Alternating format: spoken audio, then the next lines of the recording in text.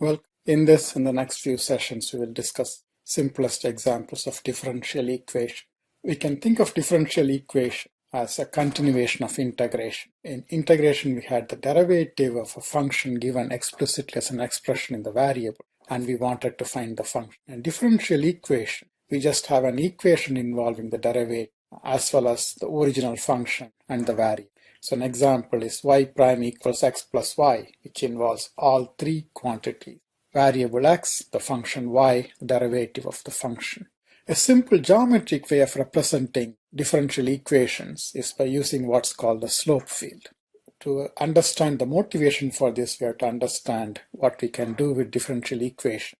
Working by analogy from integration, we expect that there will be more than one solution to a given differential equation. But if we know a value of the function, then there must be a unique solution. It's not quite true, but it turns out to be true in a limited sense.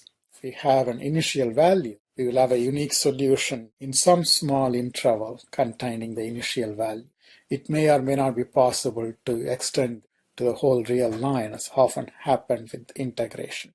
So given any differential equation, and a specific value of x and a corresponding value of y, that is to say a point in the xy plane, we expect a unique solution. And by differential approximation, this unique solution will have a graph that looks approximately like its tangent line, which will be the line through the given point and having slope equal to the value of y prime computed from the differential equation. At every point in the xy plane, we draw the possible tangent, that is to the straight line through that point having slope given by the value of y prime. This is called the slope field. We can use the slope field to get an idea of what the graphs of solutions would look like. It's easiest to understand this using an example. Let's do the slope field for the equation y prime equals x minus y plus 1. And then we will draw the graph of a solution that passes through the point 0, 1.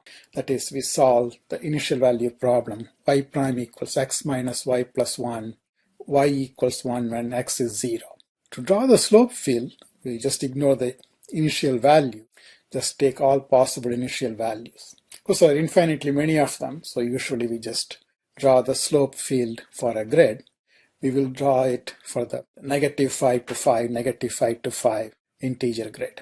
For each point with integer coordinate, we will draw a straight line through that point having slope given by x minus y plus 1, taking x and y to be coordinates of the point. We don't want to draw the whole tangent line because it's a differential approximation. It works only in a small portion.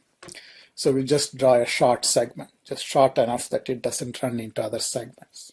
So for example, if I use the point 0, 0, then I'm going to plug in 0 for x, 0 for y in the differential equation. So the differential equation is y prime equals x minus y plus 1. If I plug in 0 for x and 0 for y, I get 0 minus 0 plus 1, or 1. So that must be the slope of the tangent. And the point is 0, 0. So I draw a small segment of that straight line. We have to look closely, but you can see the short segment here. Now I'm going to repeat this for all the remaining 120 points. For example, at 1, 0, the equation is y prime equals 1 minus 0 plus 1, 2. So I draw a straight line with slope 2 and through the point 1, 0. That's that. And through 2, 0, I'm going to draw a straight line with slope 2 minus 0 plus 1, or 3. The point is 2, 0, the slope is 3. Now we do this for all the remaining points. We end up with a picture like this.